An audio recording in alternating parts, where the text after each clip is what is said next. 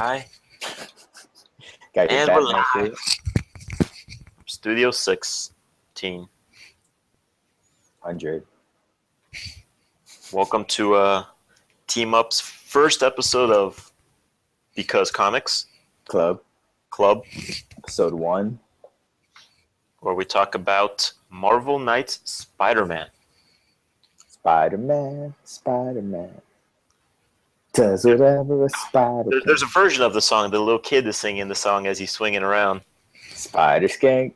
Right. I don't remember the rest. Swings a web any size. Catch it. Just at the end when we're done recording. No, at the end of the video, I'm just gonna sing the whole song, and that'll be like the intro music. Okay. Nah, that's not gonna happen. Yeah, Marvel Knights Spider-Man, written by Mark Millar. Miller? I don't know how you pronounce it. I'd say Millar because it has an A in it. Yeah. If it had an E in it, then it would be Miller. Like Greg Miller. Mm-hmm. But Mark Millar. Artist is Terry Dodson and Rachel Dodson, I believe. His wife, maybe. And also Frank Cho. Yeah, he jumped in. 2 issues. I only noticed him for 1. I didn't pay attention the artist throughout issue 5 and 8. Okay. Yeah, good stuff. Very dark, I guess, in the sense that like the villains are actually villains. They give no fucks about civilians. Yeah, they give no fucks about civilians. Electro is just annihilating people. We'll go over it, I guess, as we'll progress through it from start to end. But yeah. So what'd you think? Was this your first time reading this story? Yeah, first time. First time reading it past issue 1. So what'd you think of it for a first timer? It was good. I mean, I don't like Mark Millar writing Spider-Man, I've realized, because he just doesn't know how to write the comedy part of Spider-Man, like the quips and stuff. Well, I mean, this story it's under the Marvel Knights brand, so it was supposed to be. It's more serious, right? Yeah, the Marvel Knights, like, it wasn't just a Spider-Man. They did it for other characters too, but the Marvel Knights stuff was supposed to be a darker tone for the characters that they were writing. So I guess for him to be quipping and stuff like that, it wouldn't really fit the stylist. Like, it would have thrown it off to have like these villains, mercilessly killing people, and Spider-Man's joking around all the time. That'd be interesting to see. Plus, throughout the whole story, I forget which issue it is, but like pretty early on when Aunt May gets captured, it's like whenever his friends and family are in danger, it's like a switch turns on Peter. It's like serious mode. It's serious mode. Crap. And on top of that, it's time to give up the spider costume. Oh yeah, those are the 2 things that he does. Which I'm happy though that because we read the first 12 issues of the 23 arc, 22 issue arc. I read all the way to the end of the series, but it wasn't as good as those first 12 issues. Like, okay, after that it was like on and off, and I didn't really care for what was going on. But those first 12 issues that we read, I'm just happy that we didn't see the costume in the garbage can. He mentions it though. He mentions giving it up and shit. No, he says he trash can for good this time. Oh yeah? Yeah. I don't remember that, but he says after everything, like he finds his aunt, whatever, he says he's gonna. Of course, we know that doesn't happen. Yeah. But I'm just glad that we didn't get that shot, because seriously, every major Spider-Man thing has that shot. I'm like, come on, guys. But I enjoyed it. It also worked out perfectly because it fits right into where I stopped reading the Spider-Man issues that I have. Okay. Where he just became a teacher and stuff. So, and Aunt May just found out about his secret identity, or him being Spider-Man and all that stuff. So, like, continuity-wise, it fits in perfectly to where I stopped with those issues. Okay. So that worked out nicely. But it was good. I mean, I don't know if I'll continue reading the other second half. I don't on my own. Like I don't see me going past that. Like this was a good start to finish. I think in the books that you're reading, there's a crossover that happens, but it's included in the book anyway. So you're gonna read those issues, but it's gonna be part of the crossover anyway. So it's not really gonna make that big of a difference. Okay. But yeah, I had to say, out of all the Spider-Man stuff I've read, besides Ultimate Spider-Man, because I'm just including the 616 stuff, this is my favorite Spider-Man story. Yeah. From the stuff I've read. I would say more than Norman Osborn dating Gwen Stacy? I told you we don't talk about that on the podcast. Even I would say a close second is the Civil War stuff. Mm-hmm. But I'm sure there's stuff that's better than this story, but just from my perspective, it's probably my favorite Spider-Man story that I read. I want to see more Spider-Man stories like this. More dark and just taking the character more seriously than the stuff that we're getting now. Like the stuff we're getting now is just I don't really care for what's going on. Okay. But like I like how I like the dynamic between the characters. 'Cause, you know, we had Peter doing his teaching thing, and you had Mary Jane doing her act. She was an actor. They called her ex-model, so I guess she wasn't modeling anymore. She was acting. They mentioned it in one of the episodes. And then you had like the Black Cat stuff was great, and like the parts where like they were arguing, and then MJ's like, I think this isn't the best time to remind you two why you aren't dating anymore, because they just kept going at it. Yeah, I thought it was awkward when like MJ comes home and Black Cat is in the room while Peter's knocked out, and I'm like, awkward. Yeah, just like the dynamic between the characters, and then it's funny because like how Marvel is now, they don't wanna have like a married Peter, like they want him to stay single or whatnot. But then you read this story, and then you have like a married Peter, and then you see like the problem, like the marriage problems, like the money issues, and like all that stuff. Like this proves that you could have a married Peter and still have him be grounded in reality. Right. Just obviously minus the superhero, but even including the superhero stuff, he still had to deal with real life problems. It's just funny. It's a stupid thing, him not being married. I don't know. It's just one guy didn't want it, and then he's like, "Fuck it, it's not gonna happen because whatever." But it's true. He can be married. I mean, he's gonna date still. He's gonna always be in a relationship. I don't see how that's any different than just. I guess it's just an excuse to have new characters come in and keep the story fresh. So he's always dating a new girl. Yeah, but even when they put him with the new girl, they always find some way to break them. Like when he was with Carly Cooper, she found out he was Spider-Man, and then she pulled the whole typical "you lied to me" act, and I'm just like, oh my god. Yeah. Yeah. Yeah, I really like this story. This is like my third time reading it. My third time reading through it. But I completely forgot it was broken up into like 3 different story arcs. Like it was all one big story. Yeah. But then you had the first 4 issues was the not Electro. Is it Electro? Yeah, Electro and Vulture thing on the side. And then the second 4 issues was him dealing with Venom. And then the last 4 issues was just him, like he broke Green Goblin out to help him find his aunt. And then just pretty much like the aftermath of everything. Like that's the thing, as I was reading, I was like, this is a pretty long story arc. If it was just the main part of it where like issue 1 plus the last 4 issues, and maybe a little bit something in between to fill out the time a little bit more, that'd be fine. So it's like 6 issues total. Yeah. But if you think about it, stories kind of took it out of it though. Like I really slowed down reading those because I'm like, my favorite part was the Venom stuff. The Venom stuff I liked. But that could have been its own story arc though, like something completely on the side. Yeah. Like with him, he had cancer.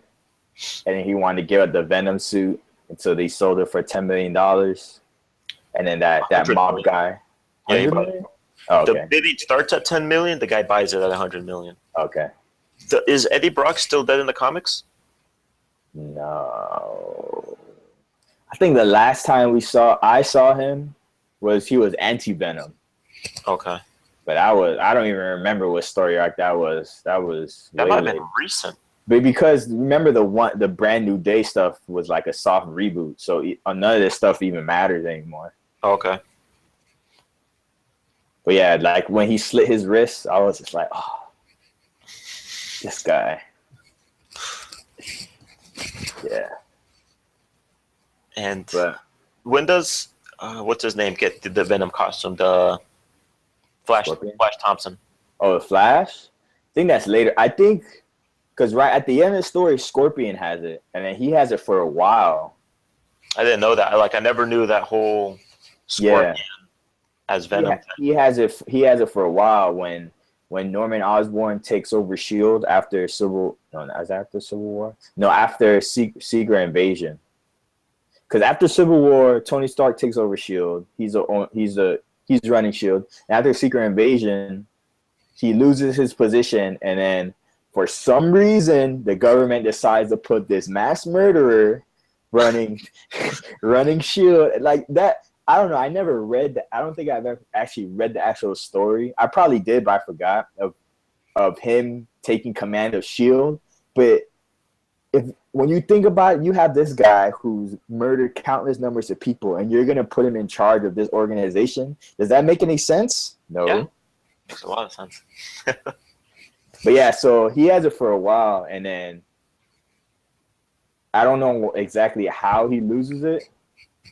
And then and then the government has the suit, and then when when Flash Thompson comes back from Afghanistan, he loses his legs or whatever, and then they offer him the suit so he could go back and do good in the world. And that's when the Agent Venom. Okay. So not for a while then. Nah, not for a while. Got it. All right. Well, going back to the main issue the main Marvel Knights situation. Yeah. I like how issue 1, right? Let's start from the beginning, I guess. Go through it chronologically. Issue 1 starts off right away. Peter's in the dumpster, beat to hell. Beaten up. Yeah. That's when he's like, okay, shit just got real. I'm looking, did I miss something? Should I read the previous issue? I'm all right, let's just go. So he's been fighting him for hours against the Green Goblin. Green Goblin seems fine throughout that shit. That guy can take a beating.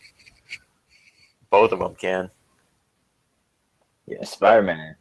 I always forget he has accelerated healing. Mm-hmm. Because that part where, this I guess is jumping ahead, but the part where he's in the hospital, yeah, and then he's all beaten up, and then he gets shot twice. Yeah, and the next issue he's fine. He takes the half bottle of Tylenol, and he's like, "I'm good. This is what I do." Another Wednesday, minus the shot. That's new.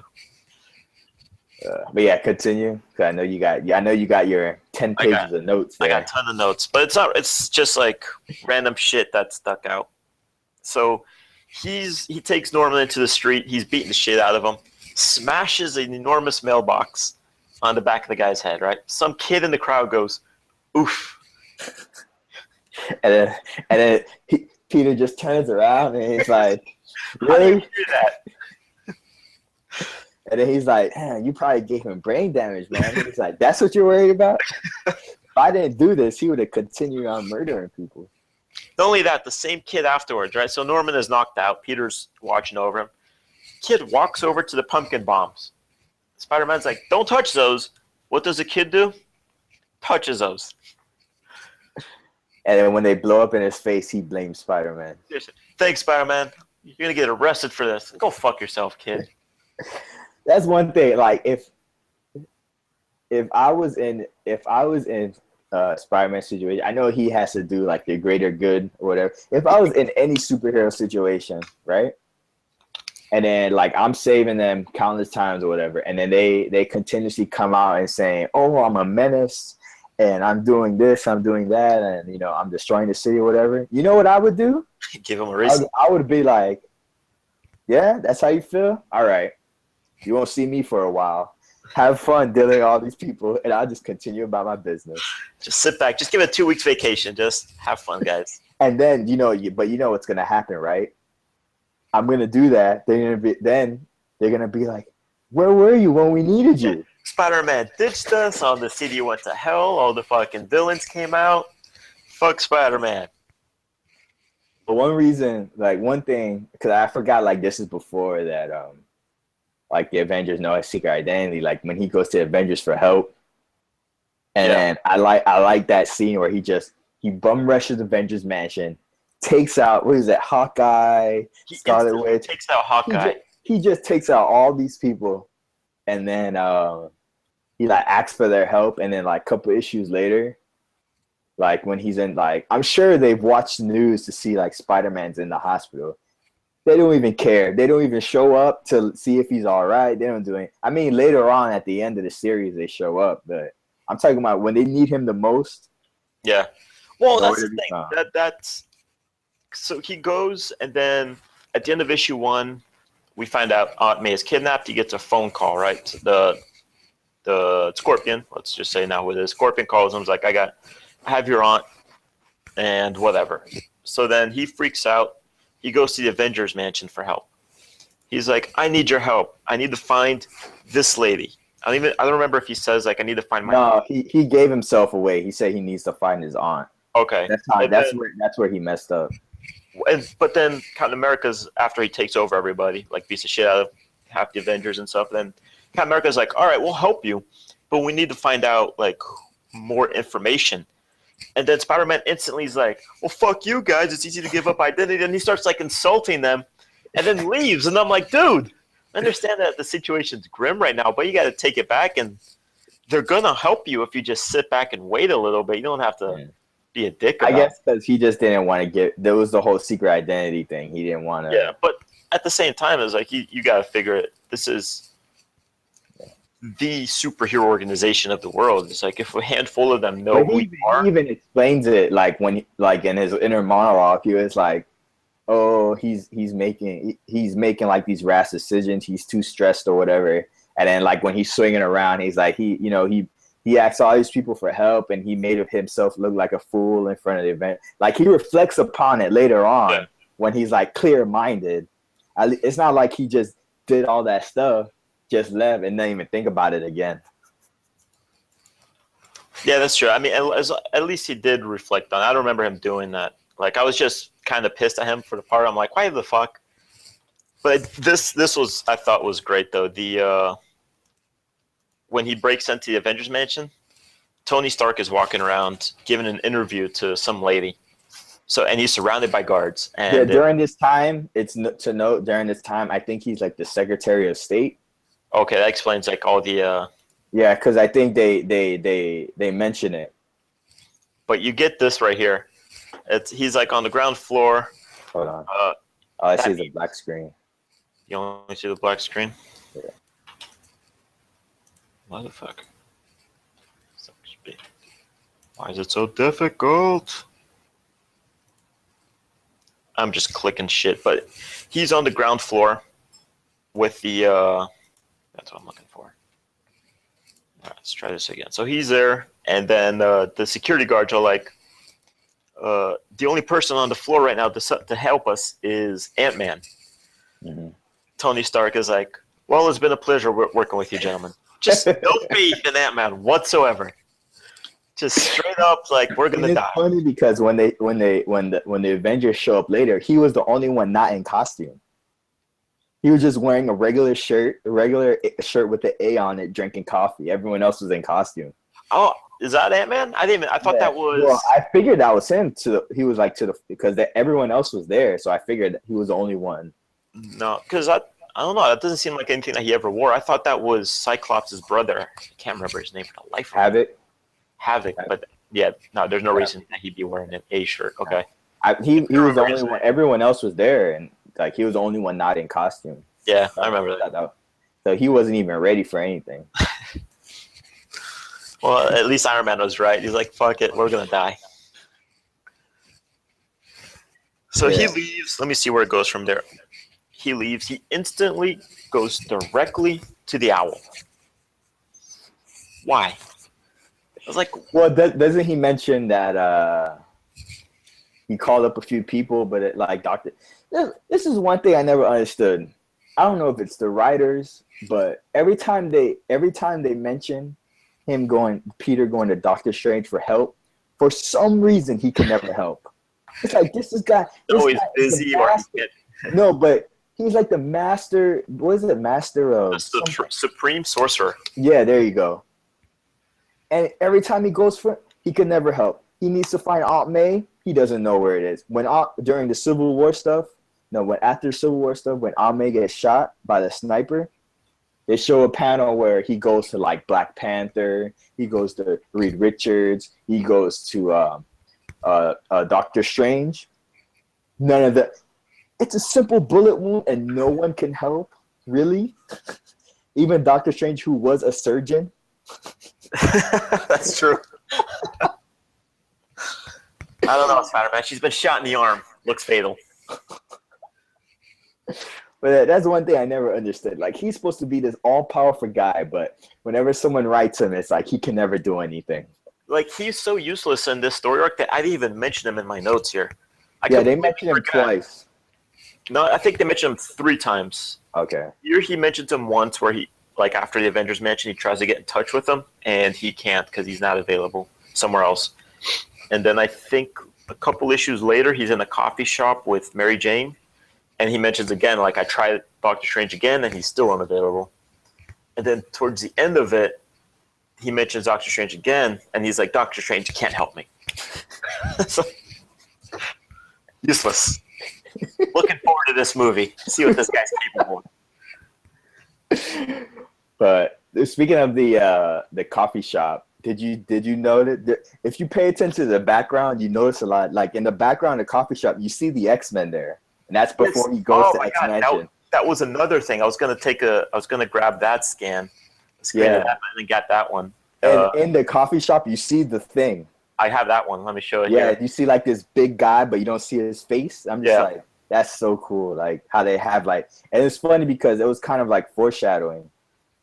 It was kind of foreshadowing that he was going to go to the X. Hold on, let me put it on the screen.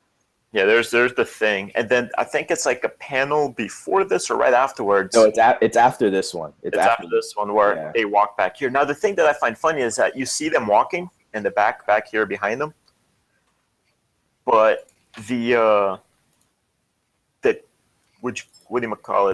cover for that issue has those X-Men on the cover, as if they were the ones that were going to help them. But then they're somewhere else being busy. So, but they're in just downtown behind them. They were unavailable. Yeah. Yeah, he goes and he talks to, was it Rachel Summers? And like she tells him that his aunt was dead. Right. But not really. But that's after though. I mean, first he still goes to the owl. Yeah. The owl tells him, it's like, oh yeah, I talked to my sources. The Vulture and Electro kidnapped her. And then somehow Spider-Man knows exactly where to find her. I don't know if the owl gave that information, but it's like at just some shady building. I don't know if it's a whorehouse or not. It was like an undercover, like club type thing. Okay. Where he meet that part was funny when he was like, when Electro was like, I wonder if you have my item ready or whatever he says, and then you see like this big girl show up, right?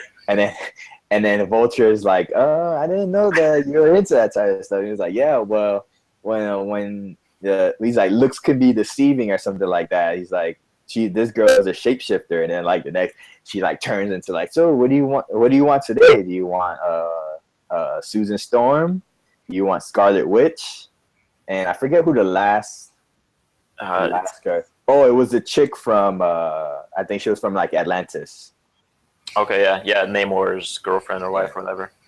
But they kind of alluded to something there though. Yeah, I don't know. Like I was gonna ask you, do you think that he wanted her original form, or do you think maybe he was gonna switch to like I thought he was gonna like request like to have a guy, yeah, because he was like when he was in Rikers, you know, he kind of wanted to had a crack at, and then that's when he gets cut off.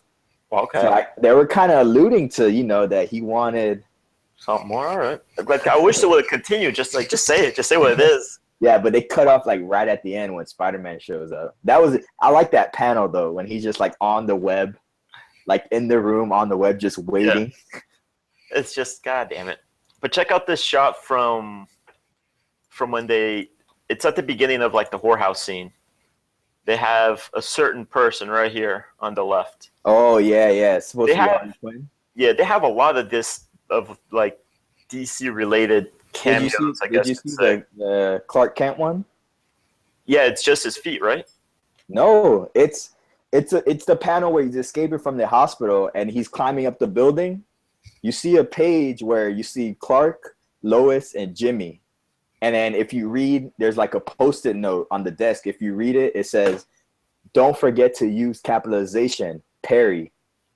Like it's written by Perry. I'll send. I took a picture of it. I'll send it to you right now. That's fucking funny. Yeah, but they got a lot of that. There's one that I believe it's Reverse Flash shows up, and I'll throw it up when we get to it. But there's so much of that. Like I found, there's one that might be the Justice League, but I'm not really sure. When like a loose Justice League situation. But that's always funny, getting all these little DC throw-ins in there. Well, they did say, I think it was probably one of those nerdy facts, like Tumblr posts or whatever, that they said that Clark Kent exists in the Marvel world, but he's just a regular reporter. Yeah, I've seen that. I've seen that theory. So we get the Electro versus Spider-Man fight, which I think was pretty badass. And he blew up all the cars. Yeah, and then he just fucking levitates him, just no fucks given. While Spider-Man, too bad we didn't have that in the new movie. And he's just like levitating the fucking cars. Spider-Man's on the ground. There are people in the cars. There's like kids in the cars that he kills. And he's just like, "Do you know how pathetic you sound?" Fucking badass. And I like how his costume, when he's using electro powers, he's got like the lightning bolts stand out straight. But when he's not using powers, they just lay back on his head. Oh, I didn't notice that. I noticed that. Like you if you look through it, you'll see whenever he's not using it, they're slicked back on his head. But when he's got anything electro going on, they stick out. I'm like, that's pretty cool. Maybe it's because I noticed like on his suit, I think on the back, like the back belt, it has probably like a power. Mm-hmm. So it's probably like the suit is probably controlling, like helping him control his power. So whenever he uses it, that's probably why it sticks out like that. Yeah, I didn't notice that when I read it. Like at first I thought it was just the artist fucking up. I'm like, that's a pretty bad fuck up. For like one panel it's out, the next panel it's back, the another panel it's out. But no, it's whenever he's using his power, it's out. But the Electro and Vulture, so they stole money from Owlsy, from the Owl. Yeah, it was like the situation where Kingpin invested in a movie, right? But he lost money in it, and I guess the movie he invested in was a movie by the Owl. I didn't really get that, but I don't understand what the Owl had to do with the situation. No, I think it's just in general people like Kingpin, because the Owl took over the Kingpin's business. That's what it is. Yeah. And the Kingpin had invested money in the movie, which bombed, but he wanted the money back. So like the movie paid the thing back, and they sent Electro and Vulture to pick up the money to take back. But they didn't. They never brought it back. Right. So they just stole $20 million and stuck it in the briefcase, which will not fit in a briefcase. That part bothered me. What if it's $1 million like bill, like an actual bill? That's $1 million. Yes, yes, because those exist. 20. Well, they fit in your pocket. Spider-Man doesn't exist, but you know. So I don't know how the government works there. I don't know how big their bills get. Maybe the suitcase was like it opens up to like a pocket dimension. This isn't the TARDIS from Doctor Who. It's not bigger on the inside. This is just something that the Vulture owns. Also, I didn't know that the Vulture could just fly without his suit. Yeah, I didn't know, but he could. He said he can only glide, like Yeah, but, he's like floating in the air. like I don't know Then much again, I about the don't. Vulture to tell the truth. Yeah, I just know he's like this old guy. Seriously. I didn't even know he had a son. Yeah. Which that's why he stole the money. He wanted the money to steal because he found that he has a grandson, so he wanted to steal that money for leukemia treatment. Yeah. So just to throw the little cherry on top of Spider-Man's misery, Spider-Man's like, shit, now I'm responsible for this kid dying of leukemia. Well, at least at the end, he gave the money Jameson gave him. Yeah. To the girl. But well, I was gonna say something.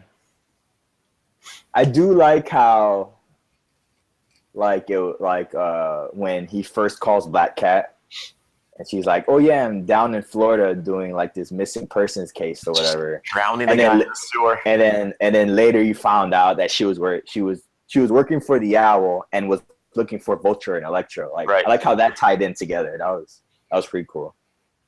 But the ending, like the last story arc when he's breaking Osborn out of prison, and he has his costume on, and then he has the black costume on, and then he has the black mask over his. That was ridiculous. Like, that's in my notes. I'm like, he looks so stupid. He could have just not worn that, the Spider-Man thing underneath. He's that paranoid about his secret identity being revealed. Like he wears. I'm like, dude, you're probably sweating so much. Well, it's I don't know, like the 616 universe, but I know that in Ultimate Spider-Man, he often mentions just how much his costumes, like how bad it smells because of all the sweat and shit that he gets through. Oh yeah, and I'm sure I'm sure he's thrown up in his mask a couple times. He's blood stains from being punched in the face. Yeah, that's fucking gross. He's always in the sewer fighting lizard. It's gross. Yeah. But, so, Black Cat. Got anything else in your? I got a lot of stuff, but I'm just going through. So, Vulture gets away. Spider-Man. Electro blows up a building with Spider-Man in it and himself in it. Spider-Man gets blown to safety, gets taken to a hospital. So they do the surgery and whatnot. They unmask him. Nobody gives a shit. That's not what happened. That happened after. He gets taken to hospital after. No. Yeah, he gets end of it, like during issue 3, he gets taken to the hospital.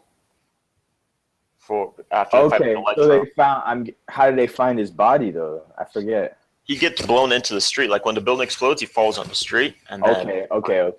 And that's the part when he's like, he's talking to himself, telling him to swing a web, but he doesn't do it. And he ends up falling on the cop's car. That's afterwards, because then he wakes up in the hospital and like he's got security watching over him.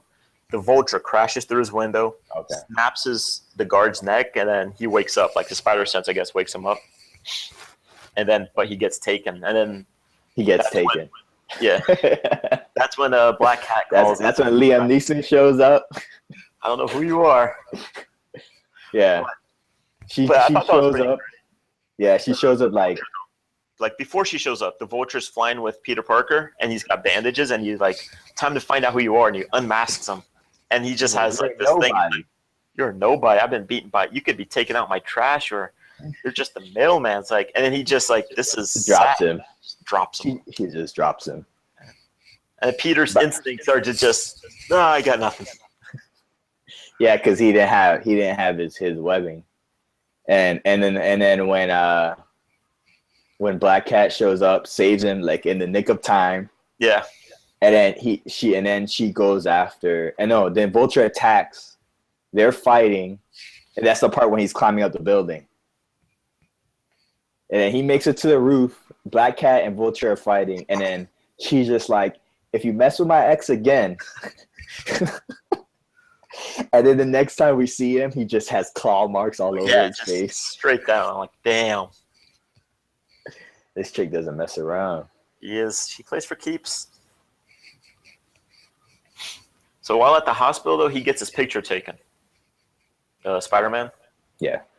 And Jay Jonah jumps in, of course. $5 million bounty for his identity. That's a lot of money. Well, there was somebody donated that money. But so they pretty much donated that money to make Spider-Man. Do we ever find out? No, we never found out who gave the money. Yeah, Scorpion. Was it Scorpion? Norman gave Scorpion the money. It was all part of the plan. Oh, yeah. You're right. It was all part of the plan to, like, wear him down and shit. Pretty much just mess with him. Yeah. Yeah. Because it happens that, like, the $5 million bounty is out there, and so he's swinging around, and he stops to help this guy change a tire. Yeah, that part was great. Lifts up the car. Spider sense goes off. He's like, I need to put the car down. The guy's like, just a second. Throws the car. He couldn't just put it down on the side. No, because he lifted the car up from the back, and the guy was underneath. So if he put it to the side, the guy would have been crushed. No, like he could have taken like 3 steps to the side, like off the guy, and then just placed it on the sidewalk, maybe. Nah, he didn't have time for that. Dr. Octopus was coming after him. Was he coming after him though? Like I didn't get that. It seemed like Octopus was still like a block away. Oh no, he was rampaging. He was like rampaging downtown, and then his spider sense goes off, and I guess he sees him, and he's like, "Dude, I gotta, can you get on there, guy?" And the guy didn't want to move, so Spider-Man got pissed. But I love that though, because it's like the guy's like, if I call the mechanic, they're gonna charge me $100 to change this. Meanwhile, Spider-Man's helping him, throws his car just. And then the next panel, you see it, the car's upside down. Yeah. Yeah, that part was great. Another part I liked was towards the end when Osborn has Mary Jane over the bridge. One thing I do like, I like how Mary Jane's packing heat. Like she's just carrying around that gun. Like she's everywhere like, she goes, she opens up a bag. There's the gun. She in the coffee shop, she like lifts up her shirt or her jacket. Yeah. She opens up. Well, we first see it when she's in the motel and it's like on the bed. I'm just like, yeah. At least they wrote her to be smart about it. They didn't write her to be like this dumb chick who just, She at the end there, she's sitting in the apartment when it's all going down, and she has her gun with her. Yeah, we see this gun throughout the entire thing. The thing is, she knows how to use it because she knows she takes the clip out and makes sure those bullets inside, puts it back in. I was like, this girl's ready. The thing is that she doesn't really know how to use it because the kickback shouldn't throw her off a bridge. True. Yeah, but I mean, I don't know. But speaking of the bridge, that at least Peter learned his lesson when she's like falling off the bridge. Yeah, like he does the webs and he's like, yeah, I'm gonna shoot webs at every vital point of the body. He's like, not again. I even got the screenshot for it, which I thought was great. Boom. Can't afford to screw this up again. I like how she still wears slippers. Those are some good slippers to stay on this time. True. Those bedroom slippers.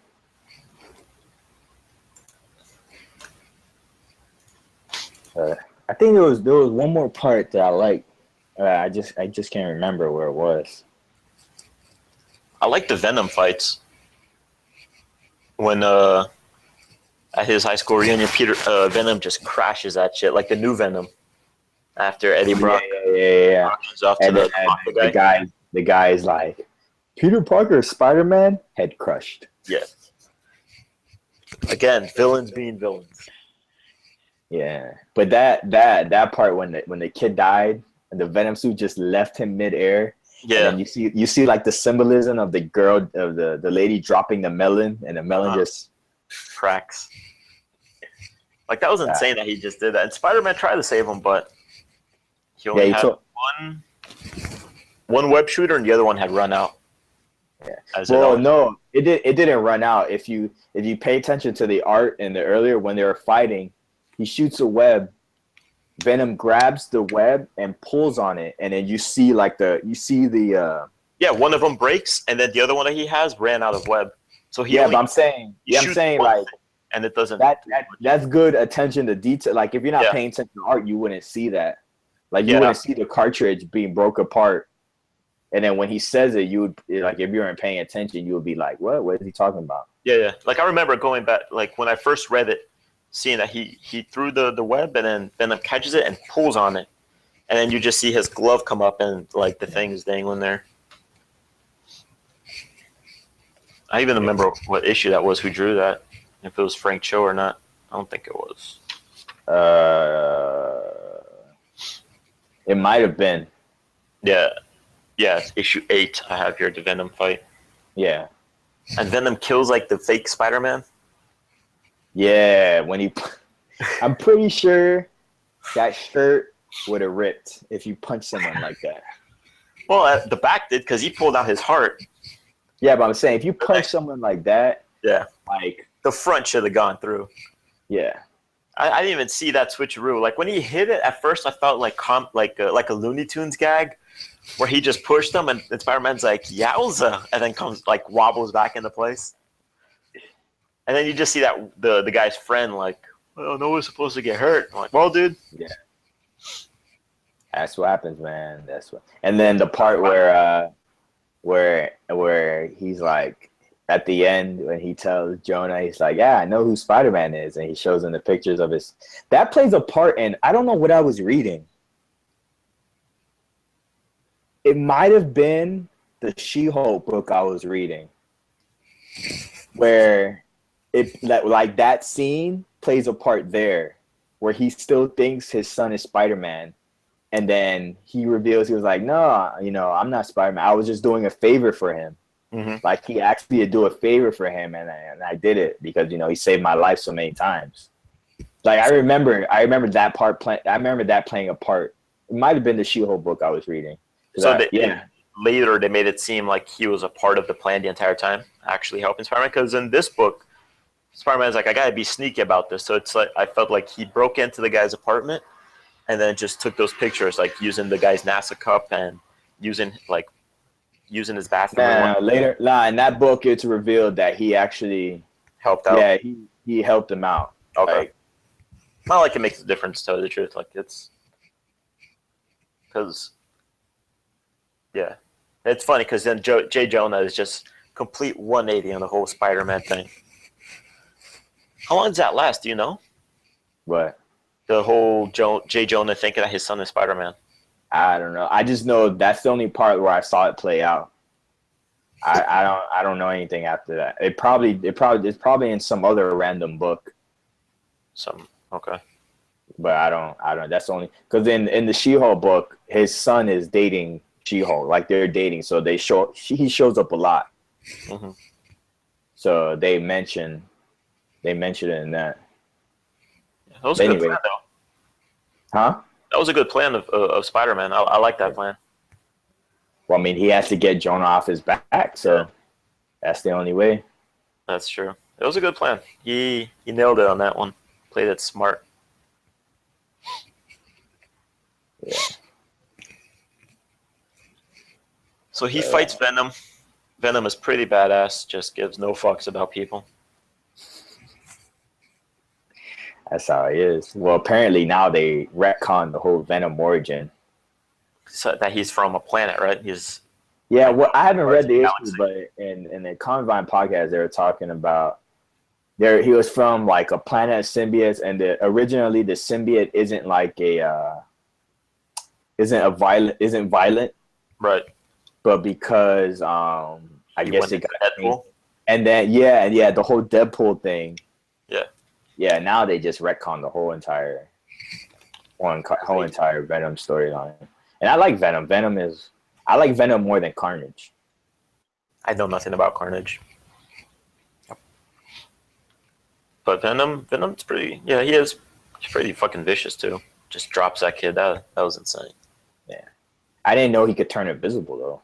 I didn't know that was one of his powers. I didn't either that. And the suppression of the spider sense, I didn't know that either. You didn't know about the spider sense thing? Yeah. Because he was attached to Peter. That's how he knows Peter's secret identity, and then he could block his spider sense. Okay. So whenever Venom's around, his spider sense doesn't go off. Because Venom is essentially like a dark version of Spider-Man. Mm-hmm. That's why he takes the form that he takes. Yeah, that's why he takes it, and he has like this, like the stripes spider on his. Yeah, yeah, it's stripes, but it's supposed to look like a spider, right. and that's why I think like over the year it changes to become, I think, less like a spider. Yeah, So and then that's why he when he's has with the scorpion, he's got like this Spawn looking style of stripes. Like his mask or his face reminds you a lot of Spawn. okay. Yeah, and that's why when he swings around with its own webs. Like he creates its own webs. It's pretty much like a dark version, a dark Spider-Man. Yeah.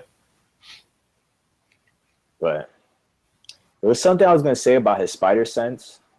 There was something that he mentions in one of the earlier issues, and it's like to this day I still don't understand how his spider sense works. Like every writer writes it differently. Yeah, they all have a different idea of what it pertains to, I guess. Like what exactly it's supposed. Oh, it's the part where after he gets the phone call when he visits his uncle's grave. Yeah. And after he gets the phone call and he's swinging around without his costume on, and he's like, my spider sense is going off from all these people, getting a glimpse of me without my costume on. It's like, would his spider sense go? I know he wouldn't really be in danger per se, but I don't understand why his spider sense would go off because of that. But then again, I don't understand how spider sense works. So right. Yeah, it has to depend on the writer, because I mean, in that sense, like it's like a long-term danger that he would be in. Like somebody that might know who he is might do him some damage. Go ahead, finish. Or it's just like him being.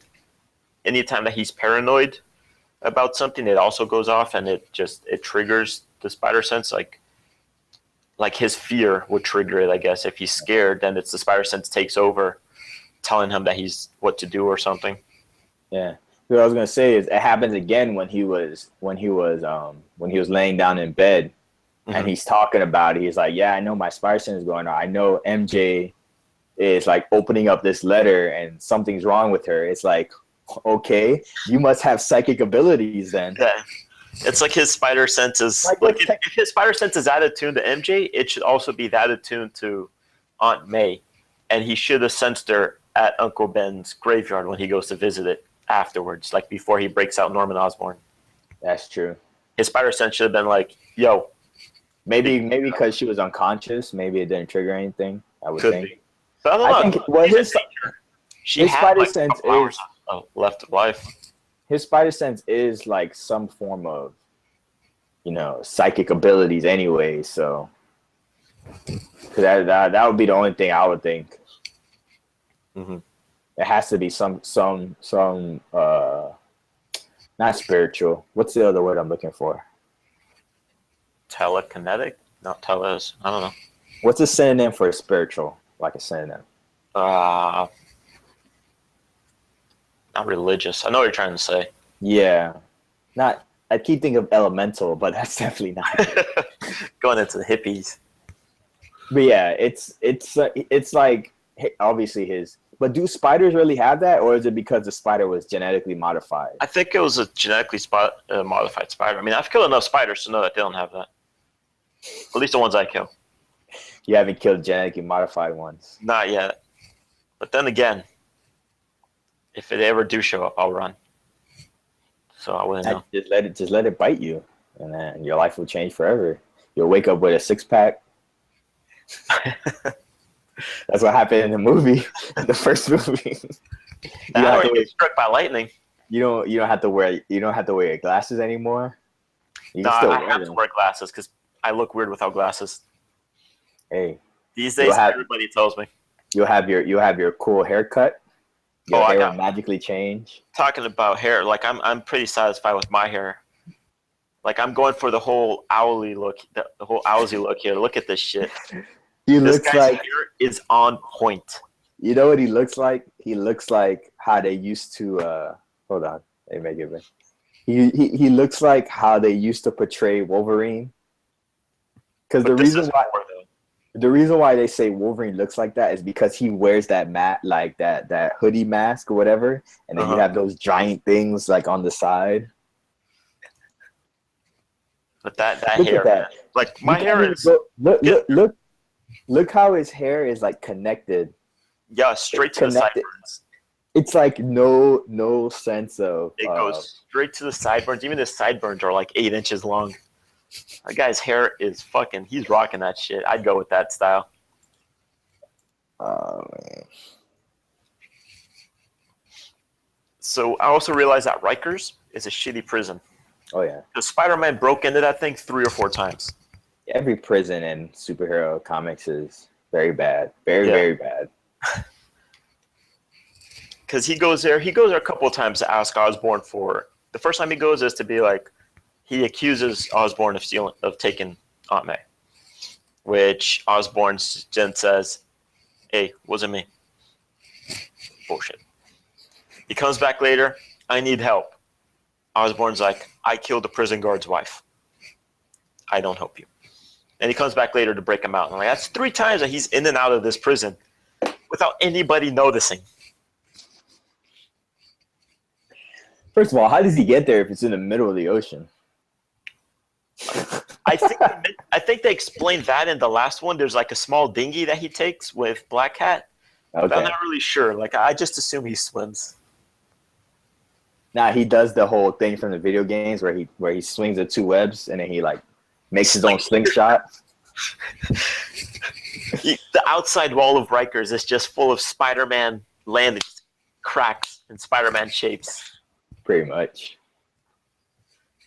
No, because his spider sense will go off and then something will happen and he will just land perfectly. He just catches himself. But so it turns out that Norman was behind this all along. He hired Scorpion a year before all of this. It's like, Spider-Man is Peter Parker. If I ever go to jail, you're going to have to help me bail me out because this major like shady company that creates governments and decides who rules the world actually hires villains and assigns them to superheroes. Which is like how they explain why certain superheroes always have the same villains. Which I thought, I'm like, all right, that's I remember reading, when I first read that, I was like, okay, I see where they're going, but I have to see how this plays out. Yeah, but it makes sense in the terms of because comics. Right. Like it was an interesting way to explain why certain villains only go with, or like the villains and the superheroes are what they are. Yeah. But then I didn't understand why he was a loose cannon being in prison. Like why they wanted him dead. I guess like, because he knows a bunch of stuff, and knowledge is power. I guess because he is a smart guy. Yeah, I mean, like he says, he is a biochemist, whatever. Right. So, but I mean, it's just one of those things where it's like, you have these guys, you have these villains who are constantly, they kill a bunch of people. I guess they play insanity and they get locked up. They break out, they do it again. It's just a never-ending cycle. It's like, I'm guessing these states don't believe in a death penalty because if that would solve a whole bunch of problems. It's the same thing. I don't know if New York has a death penalty. It's the same thing. Well, then let's go to DC for a second, because it's the same thing with like the Joker. It's like this guy, it's a never-ending thing, and they just keep putting him in because people think Arkham Asylum is a prison. It's not a prison. It's a asylum. Yeah, it's a mental asylum. It's guarded like a prison because of who's in there. Yeah, but it's not at the same time. It's not full prison guard. Like these are just walls that they can just punch through and get out. But it's like, I mean, they're gonna keep doing it over and over and over and over and over again. So someone like the Punisher shows up and punishes. I remember there was an issue. I don't remember what I was reading, where like the Punisher was locked up in prison, and everyone's like, and then you see all the people that he put in there or whatever. Mm-hmm. And then they're like, oh, have fun with all these criminals. And he's just like, this is my playground.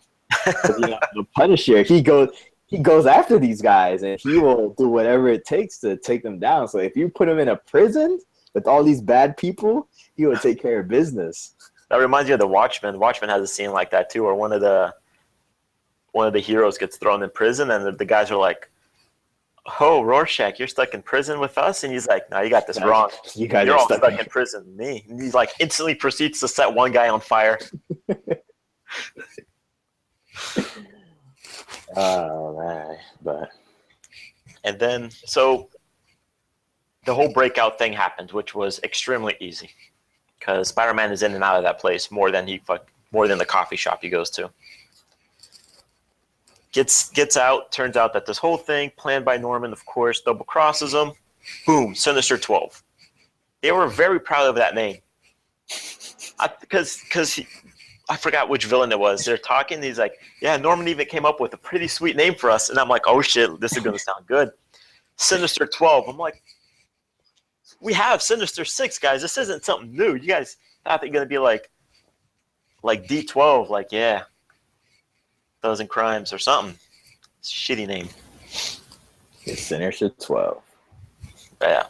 And that's when the Avengers show up. Yeah, because MJ called the 911. Yep. He called the 305 Avengers phone number.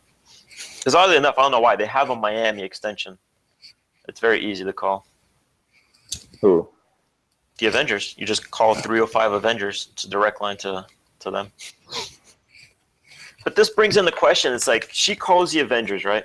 She obviously called from like either her cell phone or a landline if they have one in their apartment. How was she able to get through to the Avengers and convince, let's say, what's the butler's name? Jarvis, if he answered the phone, who she was and how she's related to Spider-Man, and convince the Avengers to show up without ruining anybody's secret identity? Because comics. Yeah, like it's one of those things. Like it's a huge plot hole. She can't just call up Avengers and be like, "Hey, Spider-Man's in trouble." They're gonna be like, "Yeah, fuck you, lady. Who is this?" She's like, "I can't tell you, but Spider-Man's in trouble." They're just gonna trace the call and be like, "This is Mary Jane calling. She's saying that like Spider-Man's in trouble. We can put two and two together because she's on the news. She's Mary Peter Parker. We figured this out. It's that easy." Like Captain America even says at the end, is like, "Go get her." Because Spider-Man's like, "Green Goblin, he went after my wife," or Mary Jane, or whatever he calls her. And then Captain America's like, "Then what do you still do? Why are you still wasting time talking? Go get her."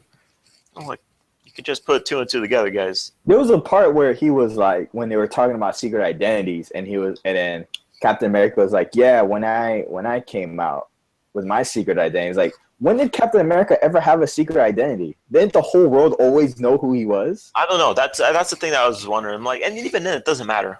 And then, like Spider-Man says. And then Peter's like, "Yeah, I'm sure you would feel that way if you're born in 1923." Like that's a great point. It's like, why would you have a secret identity at that point? Yeah, I always thought that everyone already knew who Captain America was. But yeah, shit was crazy. And then, so Norman kidnaps Mary Jane, takes her to the bridge, throws her off. Doc Ock shows up because he was brainwashed by the Dark Company to kill Norman. They both get struck by lightning. They fall to the water. They find Doc Ock's body. Norman is assumed dead. Why? No, he's not. Because comics.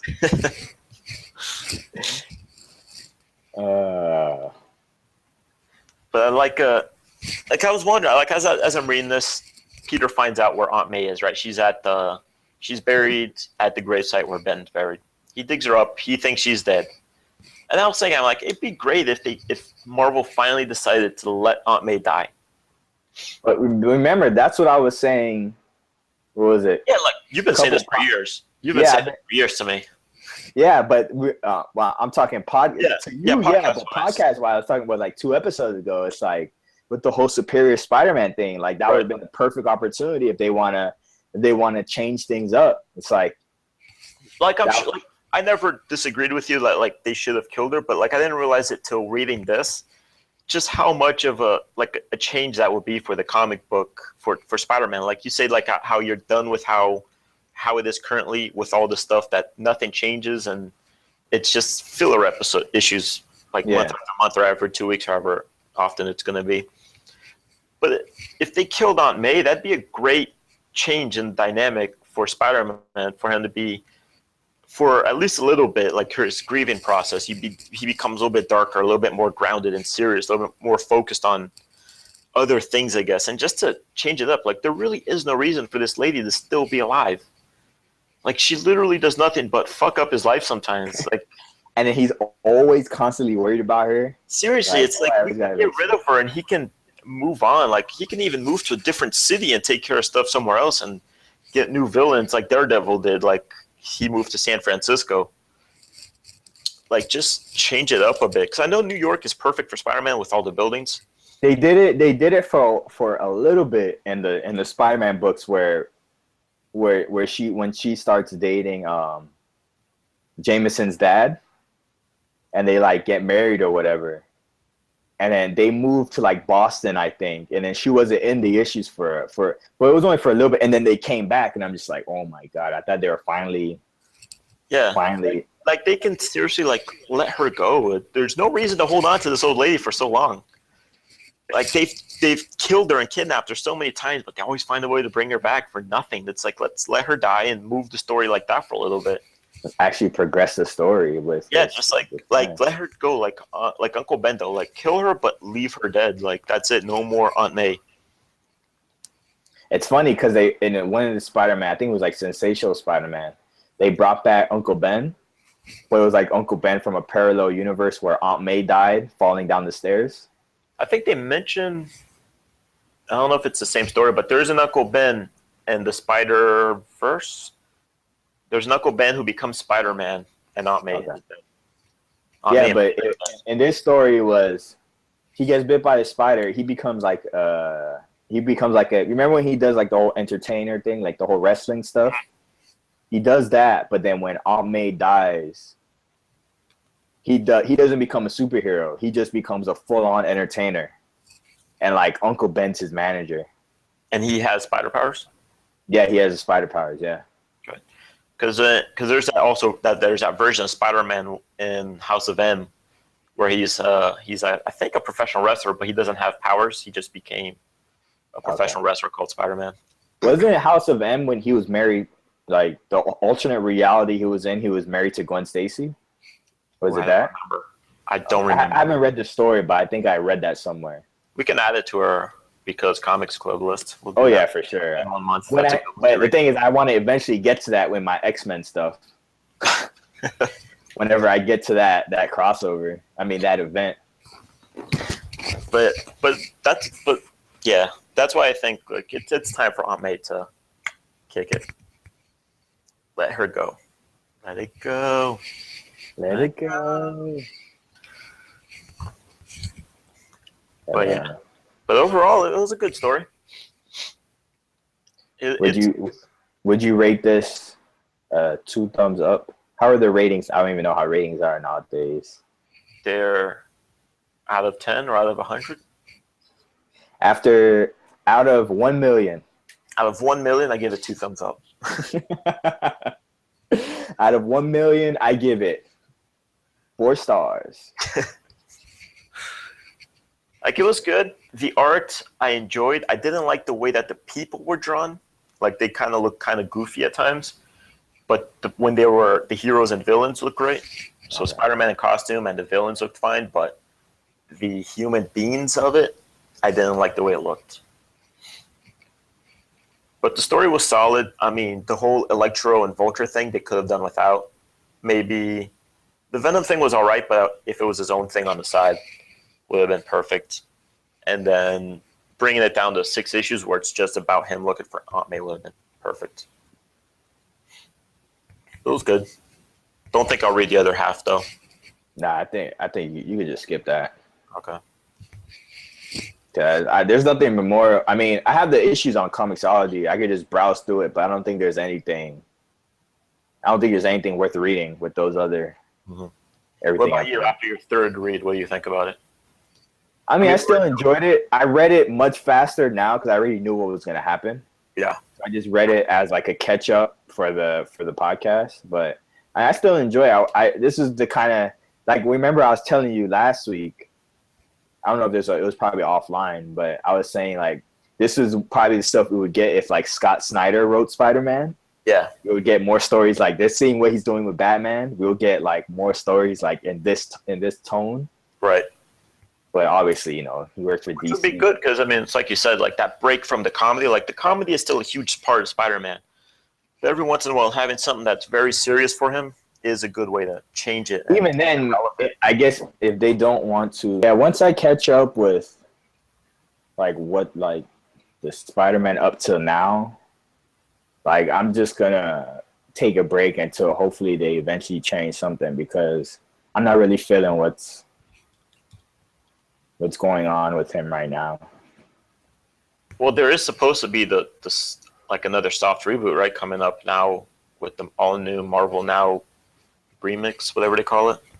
Yeah, but that's what I'm saying. Like the stuff that they're announcing that they're gonna do with him now is just more of the same. Him being with Parker Industries, like the Parker Industries stuff is fine, but I think it's just the writer. I think we need a new writer. How long has he been writing Spider-Man? For a while. Yeah. For a while, since before Superior. I mean, the whole build up to Superior. But I think we just need a new writer, some fresh blood. I mean, every other book is getting a new writer. Yeah. Well, let's see. But so overall, we both enjoyed it. It's got its points, and we'll figure out what next month's book will be. Yeah. And we'll go from there. So yeah, that was our first episode of TMUP Because Comics Club. We're gonna have some jackets, some Letterman jackets made available. Hell yeah, we can beat up nerds. Go to our Etsy page. It's all stick figure shit. Oh man. Etsy will kick us off for not being artsy enough. They're like, nah, fuck this shit. Get it off of there. But yeah, so I guess in the coming weeks we'll announce what our next episode will be. So if you want to read and watch what we thought about it, we'll let you know ahead of time. Leave comments, subscribe, tell your friends, tell your wife. Hide your kids, hide your wife. But tell them about our channel though. So as they're hidden, they can watch it. Yeah, when they're hiding in the closet. But yeah, that's it. That's a wrap.